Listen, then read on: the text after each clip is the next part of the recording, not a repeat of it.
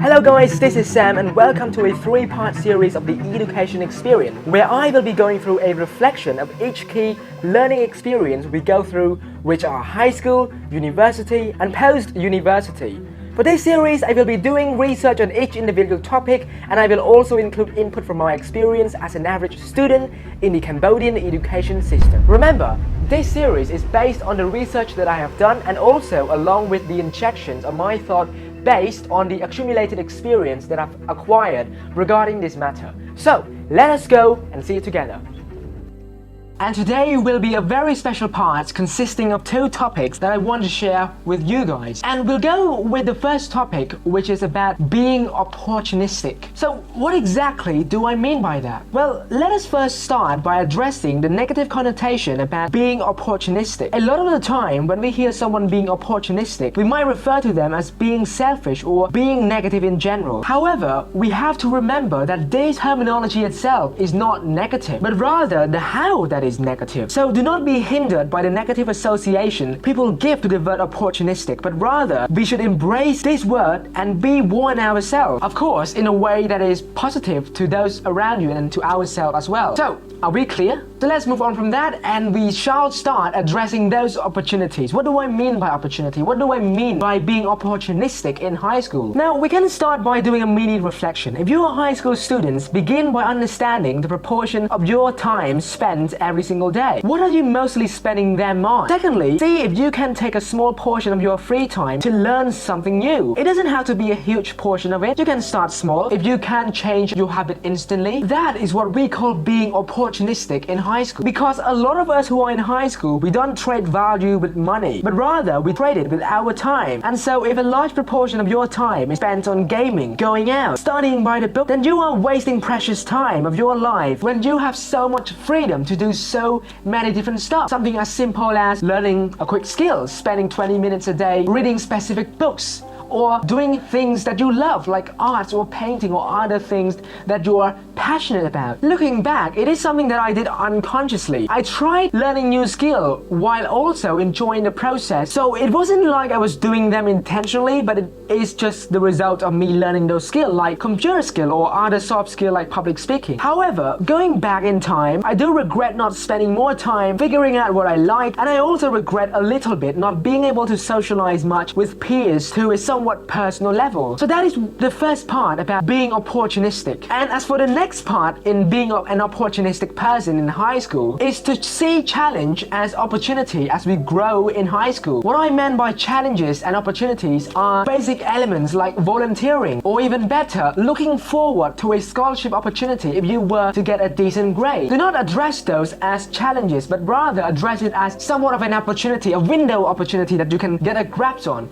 If you can get it, it's fine, it's life, but at least you learn a lot along the process of acquiring it or attempting to acquire it. And I often got asked the questions by a lot of juniors in high school. Questions like, where do I find those opportunities? Well, it is sort of a boring answer because I will just tell you to do the research. A lot of the time on our social media feed, these opportunities are hidden due to the amount of entertainment we like consuming. So you have to dig for it and look for the right job, the right volunteering work, perfect fit for you. For example, my main source of motivation for getting a good grade for national exam was due to the scholarship provided by a ginormous company in Cambodia called Chimong, where the requirement is for you to be in either grade A or grade B. And because of my condition back then, which was not very good in the family, it was my main source of my motivation to get a decent grade. I saw that not as only as a challenge, but as an opportunity to sort of change my life for the better. And I tried hard. Like I told you in the last video, I only imagined getting a passing grade to getting grade B, which is eligible for applying for the scholarship. And I got a scholarship by the end and I was able to acquire the grant given by the company Chipmunk. It was a life-changing moment for me because I did my absolute best to ensure that it happened. And I do hope that the message in this video and all the videos that I do will also reach out to you guys, transpire and inspiring you to do the same things, to work hard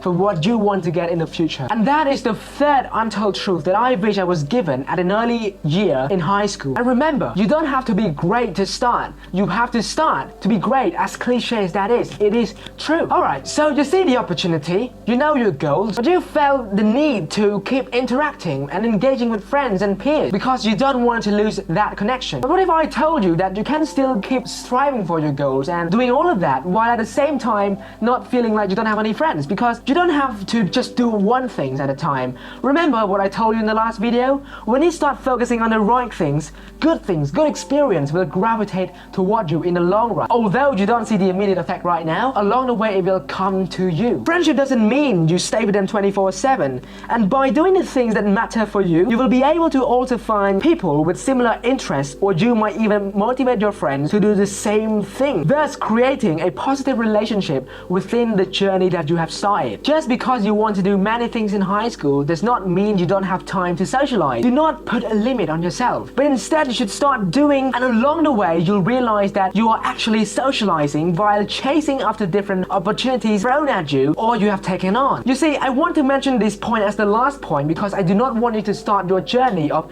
reforming yourself, getting better, and then get stuck because you are being ridiculed, because you are being sort of harassed for doing things that is strange, that is out of order, that is out of the ordinary within your friends group. Do not think like that, and do not let these negativity be the obstructions of what you want to achieve. And that is the fourth untold truth regarding high school experience that I wish I was given when I was in 7th grade here in the Cambodian education system. So yeah guys, this is to close off our first part of the 3-part series regarding the education experience on our channel. And once again, all of these things that I said are based on the research that I've done and also with the injections of thoughts from my own accumulated personal experience. And there might be a lot more, but I just want to make these separate videos because I want to address and go in depth into each point. You know, I can't just make one easy video and just sprout out all the untold truth and then for you guys to think, but I don't think that is productive. I want to share my experience and what I went through, so hopefully you guys can share some sort of commonality with each other, and